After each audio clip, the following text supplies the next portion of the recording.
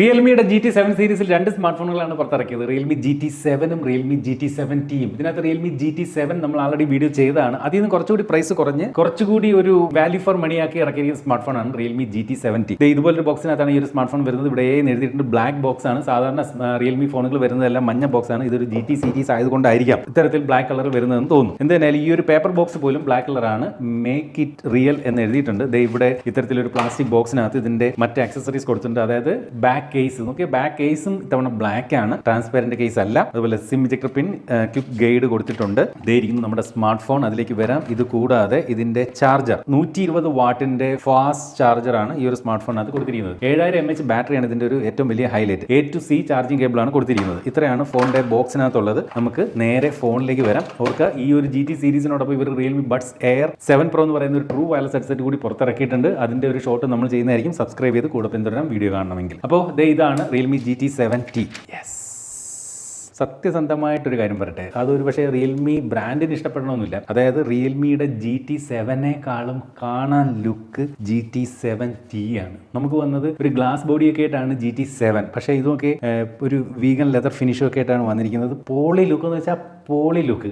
എനിക്ക് ഭയങ്കരമായിട്ട് ഇഷ്ടപ്പെട്ടു. സാധാരണ നമ്മൾ അത് റിയൽമി GT7ന്റെ വീഡിയോ ഞാൻ പറയുന്നുണ്ട്. കണ്ടുവരുന്ന പല ഫോണുകളോട് സാമ്യമുള്ള ഒരു ഡിസൈനാണ് GT7 കൊടുത്തിരിക്കുന്നത്. പക്ഷേ ഇത് വേറെ ലെവൽ. ഇപ്പോൾ എൻ്റെ വലത് കയ്യിലിരിക്കുന്ന റിയൽമി GT7, ഇത് റിയൽമി GT7T ആണ്. അപ്പോൾ കാഴ്ചയ്ക്ക് കുറച്ചും കൂടി ഈ ഒരു സ്ട്രൈപ്സ് ഒക്കെ കൊടുത്തിരിക്കുന്നതുകൊണ്ട് തന്നെ എനിക്ക് കുറച്ചുകൂടി ഇഷ്ടപ്പെട്ടത് റിയൽമി GT7T ആണെന്ന് പറയേണ്ടി വരും. എടുത്ത് പറയേണ്ട ഒരു പ്രത്യേകത, ഈ ഒരു ഫോണിന്റെ ബാക്ക് എന്ന് പറയുന്നത് വീഗൻ ലെതർ ഫിനിഷ്, എന്നാൽ ഇതൊരു ഗ്ലാസ് ബോഡിയുമായിട്ടാണ് വന്നിരിക്കുന്നത്. വീഗൻ ലെതർ ഫിനിഷ് ആയതുകൊണ്ടുള്ള ഒരു ഗുണം എന്ന് പറയുന്നത് നമ്മുടെ ഫിംഗർ പ്രിന്റ് സ്മഡ്ജസ് ഒന്നും പതിയുകയില്ല. നല്ല ക്ലീൻ ആയിട്ട് ഇരുന്നുള്ളൂ ബാക്ക്. എന്തായാലും ഇത് കാണാൻ നല്ലൊരു ലുക്ക് ഉണ്ട്. ഈ കാണുന്ന ഫ്രെയിം എന്ന് പറയുന്ന പ്ലാസ്റ്റിക് ഫ്രെയിം ആണ്. ഇവിടെ സ്പീക്കറിൽ USB Type-C ചാർജിംഗ് പോർട്ടും മൈക്രോഫോൺ ഒക്കെ കാണാം. അതുപോലെ തന്നെ ഈ ഒരു സ്മാർട്ട് ഫോണിനകത്ത് ഇത്തരത്തിൽ IR ബ്ലാസ്റ്ററും ഒക്കെ കൊടുത്തിട്ടുണ്ട്. ഈ ഒരു ഫോണിനകത്ത് ഇത്തരത്തിൽ ഡ്യുവൽ നാനോ സിം സ്ലോട്ട് ആണ് കൊടുത്തിരിക്കുന്നത്. അതുകൊണ്ട് തന്നെ മെമ്മറി കാർഡ് എക്സ്പാൻഷൻ സാധ്യമല്ല. കമ്പയർ ടു റിയൽമി GT7 കുറച്ചുകൂടി ഒരു വെയിറ്റ് കുറവ് ഈ ഒരു സ്മാർട്ട് ഫോണിന് ഫീൽ ചെയ്യുന്നുണ്ട്. കൃത്യമായിട്ട് പറഞ്ഞാൽ ഈ ഒരു GT7ന്റെ വെയിറ്റ് 208 ഗ്രാം ആയിരുന്നെങ്കിൽ ഇവിടെ റിയൽമി GT7Tയിലേക്ക് വരുമ്പോൾ 202 ഗ്രാമാണ്. 6 ഗ്രാമിന്റെ ഒരു ഭാരക്കുറവ്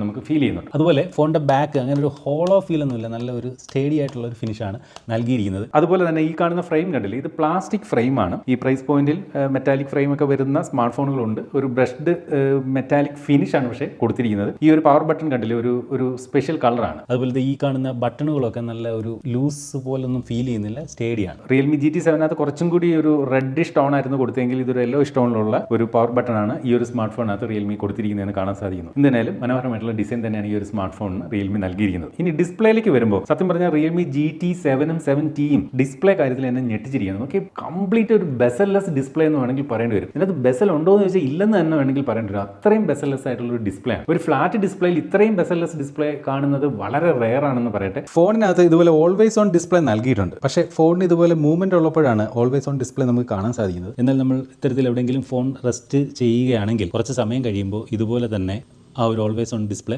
ഓഫ് ആകും. ഈ കാണുന്ന സെൻട്രൽ പഞ്ച് ഹോൾ ക്യാമറയുടെ സൈസ് ഒരു ആവറേജ് സൈസാണ്. അതുപോലെ സ്ക്രീൻ ഗാർഡ് പ്രീ അപ്ലൈ ചെയ്ത് വരുന്നുണ്ട്. ഫിംഗർ പ്രിന്റ് ഇതുപോലെ ഇൻ ഡിസ്പ്ലേ തന്നെ കൊടുത്തിട്ടുണ്ട്. അതിന്റെ സ്പീഡ് ഓക്കെയാണ്, കുഴപ്പമൊന്നുമില്ല. അതുപോലെ അതിന്റെ പൊസിഷൻ ഒരുപാട് താഴെയാണ്. എന്തായാലും മനോഹരമായിട്ടുള്ള ഡിസ്പ്ലേ തന്നെയാണ് ഈ ഒരു സ്മാർട്ട് ഫോണിന് കൊടുത്തിരിക്കുന്നത്. 6.8 ഇഞ്ചിന്റെ ഫ്ലാറ്റ് AMOLED ഡിസ്പ്ലേ, അതും 120 ഹെർട്സിന്റെ റിഫ്രഷ് റേറ്റ് ഉണ്ട്. ഡോൾബി വിഷൻ സപ്പോർട്ട് ഉണ്ട്. HDR10+ന്റെ സപ്പോർട്ട് ഒക്കെ ഈ ഒരു ഡിസ്പ്ലേക്ക് റിയൽമി നൽകിയിട്ടുണ്ട്. ഫോണിനകത്ത് യൂട്യൂബിൽ ഇതുപോലെ 4K HDR സപ്പോർട്ട് നൽകുന്നുണ്ട്. ഇതിന്റെ ഒരു പീക്ക് ബ്രൈറ്റ്നസ് വന്നിട്ട് 1800 നിറ്റ്സ് ആണ്. പക്ഷേ നമുക്ക് റിയൽമി GT7നകത്ത് വന്നിട്ട് 6000 നിറ്റ്സ് ആയിരുന്നു ഇതിന്റെ ഒരു പീക്ക് ബ്രൈറ്റ്നസ്. അതായത് HDR മോഡിൽ നമുക്ക് ഈ പറഞ്ഞ 6000 നിറ്റ്സ് കിട്ടും. പക്ഷേ ഇതിനകത്ത് ഈ പറഞ്ഞ പോലെ 1800 നിറ്റ്സ് ആണ് ഇതിന്റെ ഒരു പീക്ക് ബ്രൈറ്റ്നസ് എന്ന് ഓർമ്മിക്കട്ടെ. ഇതേ ഞാൻ പുറത്ത് നല്ല വെട്ടത്തിലാണ് നിൽക്കുന്നത്. നോക്കി, സ്ക്രീനിലേക്ക് ഡയറക്റ്റ് വെട്ടം അടിക്കുന്നുണ്ട്. എങ്കിലും സ്ക്രീൻ നല്ല വിസിബിൾ ആണ്. അതായത് ഈ ഒരു സ്മാർട്ട് ഫോണിന്റെ ഔട്ട്ഡോർ വിസിബിലിറ്റിക്കൊന്നും അങ്ങനെ വിഷയങ്ങളൊന്നുമില്ല. നല്ല ബ്രൈറ്റ് ആയിട്ടുള്ള ഡിസ്പ്ലേ തന്നെയാണ്. മാക്സിമം ബ്രൈറ്റ്നസ് വെക്കുന്നില്ല ഞാൻ പലപ്പോഴും. ഷൂട്ടിങ്ങിന്റെ ആവശ്യത്തിന് വേണ്ടിയാണല്ലോ ഇത്രയും കുറച്ചാണ് ഈ ഒരു സ്മാർട്ട് ഫോണിന്റെ ബ്രൈറ്റ്നസ് സെറ്റ് ചെയ്യുന്നത്. ഇതിന്റെ പെർഫോമൻസിനെ പറ്റി പറഞ്ഞാൽ ഒരു പുതിയ പ്രോസറാണ്. MediaTekന്റെ Dimensity 8400 Max എന്ന് പറയുന്ന പ്രോസസറാണ് ഈ ഒരു സ്മാർട്ട് ഫോണിന് കരുത്തു പകരുന്നത്. ഏകദേശം 17.5 ലക്ഷമാണ് ഇതിന്റെ ഒരു AnTuTu സ്കോർ റിയൽമി ക്ലെയിം ചെയ്യുന്നത്. അതുപോലെ നമ്മളിവിടെ ഈ ഒരു സ്മാർട്ട് ഫോണിന്റെ AnTuTu സ്കോറും ടെസ്റ്റ് ചെയ്ത് നോക്കി. ഏകദേശം 16,37,000 എന്ന് പറയുന്നത് പറയുന്ന ഒരു സ്കോറാണ് നമുക്ക് ഈ ഒരു സ്മാർട്ട് ഫോൺ സമ്മാനിച്ചിരിക്കുന്നത്. അതുപോലെ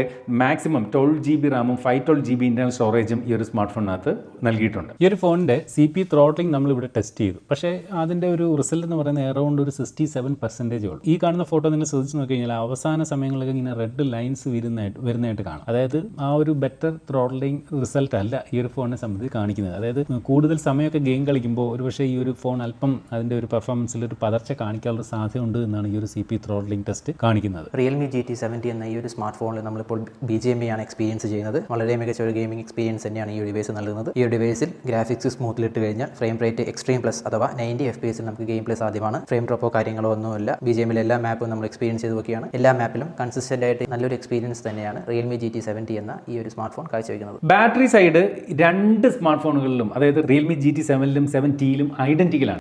7000 mAh ബാറ്ററി, അതുപോലെ തന്നെ 120 വാട്ടിന്റെ ഫാസ്റ്റ് ചാർജിംഗ് സപ്പോർട്ട്. എങ്ങനെ പോലും 2 ദിവസത്തെ ബാറ്ററി ലൈഫ് കണ്ണുമടച്ചുകൊണ്ട് അതുകൊണ്ട് തന്നെ ഈ ഒരു സ്മാർട്ട് ഫോണിൽ ടെക്നിക്കലി നമുക്ക് ലഭിക്കും. ക്യാമറയിലേക്ക് വരുമ്പോഴാണ് ഒരു പ്രധാനപ്പെട്ട വ്യത്യാസം റിയൽമി GT7ലും 7Tയിലും വരുന്നത്. അതായത് GT7നകത്ത് 3 ക്യാമറ ഉണ്ടായിരുന്നു, 50 മെഗാപിക്സലിന്റെ ഒരു ടെലിഫോട്ടോ സെൻസർ ഉണ്ടായിരുന്നു. ഇവിടെ ആ ഒരു സെൻസർ ഇല്ല എന്നുള്ളതാണ് പ്രധാനപ്പെട്ട വ്യത്യാസം. ഈ ഒരു ഫോൺ ഉപയോഗിച്ചുകൊണ്ട് കുറച്ച് ഫോട്ടോകളും വീഡിയോകളും ഒക്കെ എടുത്ത് നോക്കി. സത്യസന്ധമായിട്ട് പറഞ്ഞിട്ട് എനിക്ക് ഇതിനകത്ത് എടുത്ത ഫോട്ടോകളെക്കാൾ GT7നകത്ത് എടുത്ത ഫോട്ടോകളാണ് കുറച്ചുകൂടി ഇഷ്ടപ്പെട്ടത്. നേരെ മറിച്ച് 50 മെഗാപിക്സലിന്റെ ഒരു പ്രൈമറി സെൻസറും 8 മെഗാപിക്സലിന്റെ ഒരു അൾട്രാ വൈഡ് ആംഗിൾ ക്യാമറയുമാണ് ഇതിനകത്ത് നൽകിയിരിക്കുന്നത്. മൂന്നാമത്തെ ക്യാമറ ആയിട്ടുള്ള ടെലിഫോട്ടോ സെൻസർ GT7ൽ ഇതിനകത്തില്ല. അതായത് GT7ന്റെ കേസിൽ പറയുകയാണെങ്കിൽ ഫോട്ടോകൾ കുറച്ചും കൂടി ഒന്ന് പ്രോസസ്സ് ചെയ്തൊക്കെയാണ് അതിന്റെ ഫോട്ടോകൾ തരുന്നത്. അത്ര കണ്ടൊരു പ്രോസസ്സിംഗ് ഇതിൽ നടക്കുന്നതായിട്ട് തോന്നുന്നില്ല. സെൽഫി ക്യാമറ എല്ലാം GT7 പോലെ തന്നെ 32 മെഗാപിക്സലിന്റെ ഒരു സെൻട്രൽ ബഞ്ച് ഹോൾ ക്യാമറയാണ് ഇതിനകത്ത് കൊടുത്തിരിക്കുന്നത്.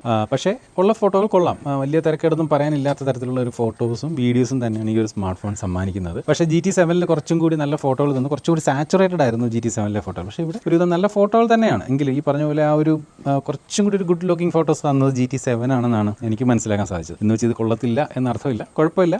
അത്ര തരത്തിലുള്ളൊരു ക്യാമറ ഔട്ട് തന്നെയാണ് ഈ ഒരു സ്മാർട്ട് ഫോൺ സമ്മാനിക്കുന്നത്. വീഡിയോ ക്യാമറയുടെ റെസൊല്യൂഷനിലേക്ക് ചെല്ലുമ്പോൾ നമുക്ക് GT7ൽ ബാക്ക് ക്യാമറ ഉപയോഗിച്ചുകൊണ്ട് 8K 30 FPS വീഡിയോ ഷൂട്ട് ചെയ്യാമായിരുന്നു എങ്കിൽ ഇവിടെ നമുക്ക് 4K 60 ആണ് ഈ പറയുന്ന ഫ്രണ്ട് ക്യാമറയിലും അതുപോലെ ബാക്ക് ക്യാമറയിലും നൽകിയിരിക്കുന്നത്. എന്നാൽ ഈ ഒരു സ്മാർട്ട് ഫോണിന്റെ വൈഡ് ആംഗിളിൽ നമുക്ക് ഫുൾ HD 30 FPS നൽകിയിട്ടുള്ളൂ, 60 FPS പോലും നൽകിയിട്ടില്ല. അപ്പോൾ വൈഡ് ആംഗിളിൽ 4K ഇല്ല എന്നുള്ളത് ഓർക്കണം. സെൽഫിയിലും അതുപോലെ തന്നെ ബാക്കിലും നമുക്ക് ഈ പറഞ്ഞ 4K 60 FPS കിട്ടുന്നുണ്ട്. സെൽഫിയിലെങ്കിലും 4K 60 FPS കൊടുത്തത് വലിയ കാര്യം. സ്റ്റീരിയോ സ്പീക്കറുകളാണ് ഫോണിനകത്ത് കൊടുത്തിരിക്കുന്നത്. നല്ല ലൗഡായിട്ടുള്ള വോളിയം ഉണ്ട്. പക്ഷേ ആ ഒരു സൗണ്ട് ക്വാളിറ്റി ഭയങ്കര പ്രീമിയം എന്നൊന്നും പറയാൻ പറ്റുന്നില്ല. നല്ല വോളിയം ഉണ്ട് എന്തായാലും. ആൻഡ്രോയിഡ് 15 ആണ് ഈ ഒരു സ്മാർട്ട് ഫോൺ വരുന്നത്. അതുപോലെ തന്നെ റിയൽമിയുടെ സ്വന്തം യൂസർ ഇന്റർഫേസ് ആയിട്ടുള്ള റിയൽമി UI 6ലാണ് ഈ ഒരു സ്മാർട്ട് ഫോൺ പ്രവർത്തിക്കുന്നത്. സാധാരണ മുൻകാല റിയൽമി സ്മാർട്ട് ഫോണുകളിൽ നിന്ന് വ്യത്യസ്തമായിട്ട് ബ്ലോട്ട് വൈസുകളുടെ എണ്ണം കുറവുണ്ട്. നമ്മൾ ഇതിലേക്ക് സെറ്റപ്പ് ചെയ്യുമ്പോൾ ഏകദേശം ഇത്രയും ആപ്ലിക്കേഷൻസ് മാത്രമേ ഇതിനകത്ത് കാണുന്നുള്ളൂ എന്നുള്ളതൊരു വലിയ കാര്യമാണ്. സാധാരണ റിയൽമിയുടെ മറ്റു ചില ഫോണുകളിൽ ഹോട്ട് ആപ്സ്, ഹോട്ട് ഗെയിംസ് ഒക്കെ ചാടി കയറി വരാറുണ്ട്. ഇത് എന്തായാലും വന്നിട്ടില്ല. സ്നാപ്ചാറ്റ്, ഫോൺ പേ തുടങ്ങി വളരെ കുറച്ച്, നെറ്റ്ഫ്ലിക്സ്, അങ്ങനെ വളരെ കുറച്ച് ആപ്ലിക്കേഷൻസ് എന്തായാലും ഇത്തവണ ബ്ലോട്ട് വേസ് ആയിട്ട് ഈ ഒരു സ്മാർട്ട് ഫോണിനകത്ത് ഉള്ളൂ എന്നുള്ളതും വലിയ കാര്യം തന്നെയാണ്. ഇതിന്റെ ഒരു ഹാപ്റ്റിക് ഫീഡ്ബാക്കിനെ പറ്റി പറഞ്ഞാൽ ഒരു മീഡിയം, അതായത് നമ്മൾ കീബോർഡിലൊക്കെ ടൈപ്പ് ചെയ്യുമ്പോൾ ആ ഒരു വൈബ്രേഷൻ നമുക്ക് ഫീൽ ചെയ്യും. പക്ഷേ ഒരു ഭയങ്കര സംഭവമല്ല, ഒരു മീഡിയം. ബ്ലൂടൂത്ത് വെർഷൻ 6ഉം അതുപോലെ IP റേറ്റിംഗ് IP69 ഈ ഒരു സ്മാർട്ട് ഫോണിനകത്ത് നൽകിയിരിക്കുന്നത്. ഫോണിനകത്ത് കോൾ റെക്കോർഡിംഗ് സംവിധാനം കൊടുത്തിട്ടുണ്ട്, അതുപോലെ NFC സപ്പോർട്ടും കൊടുത്തിട്ടുണ്ട്. എന്നാൽ eSIM സപ്പോർട്ടും വയർലെസ് ചാർജിംഗ് സപ്പോർട്ടും നൽകിയിട്ടില്ല. അല്ലാതെ ബാക്കിയുള്ള ഒരുവിധ എല്ലാ കാര്യങ്ങളും ഈ ഒരു സ്മാർട്ട് ഫോണിനകത്തുണ്ട്. ഈ പ്രൈസ് പോയിന്റിൽ ടെലിഫോട്ടോ സെൻസറും കുറവ് തന്നെയാണ്. ഈ പ്രൈസ് പോയിന്റിൽ ടെലിഫോട്ടോ സെൻസർ നൽകുന്ന ഫോണുകൾ ഉണ്ട് എന്നുള്ളത് ഓർമ്മയിൽ വെക്കണം. ഈ ഒരു സ്മാർട്ട് ഫോണിന്റെ പ്രൈസിങ് വന്നിട്ടുണ്ട്. അതായത് 34,999 രൂപയാണ് ബേസ് വേരിയന്റിന്റെ ആക്ച്വൽ പ്രൈസ് എങ്കിലും 6,000 രൂപ നമുക്ക് ഓഫറിൽ കുറച്ചുകൊണ്ട് വാങ്ങാൻ സാധിക്കും. അതായത് 28,999 രൂപയ്ക്ക് ഈ ഒരു സ്മാർട്ട് ഫോൺ വാങ്ങാൻ സാധിക്കും. 3,000 രൂപ നമുക്ക് ബാങ്ക് ഓഫറിൽ ഡിസ്കൗണ്ട് കിട്ടും. പിന്നെ എക്സ്ചേഞ്ച് ഉണ്ടെങ്കിൽ എക്സ്ചേഞ്ച് ബോണസ് ആയിട്ട് ഒരു 3,000 രൂപ കിട്ടും. അങ്ങനെ 28,999 രൂപയ്ക്ക് ബേസ് വേരിയന്റ് നമുക്ക് വാങ്ങാൻ സാധിക്കും. അടുത്തായിട്ട് ഈ ഫോണിന്റെ ഒരു കോമ്പറ്റീറ്റേഴ്സിനെ പറ്റി പറയുകയാണെങ്കിൽ ഇവരുടെ തന്നെ മുൻകാല സീരീസ് ആയിട്ടുള്ള റിയൽമി GT60 അതൊരു അണ്ടർ 25,000 കിട്ടും. അതൊരു മികച്ച എതിരാളിയാണ് ഈ ഒരു സ്മാർട്ട് ഫോണിനെ സംബന്ധിച്ച്. അതുപോലെ പോക്കോയുടെ F6 എന്ന് പറയുന്ന സ്മാർട്ട് ഫോണും അതും അണ്ടർ 25,000 ലഭിക്കുന്ന ഇതിന്റെ ഒരു കടുത്ത എതിരാളി തന്നെയാണ്.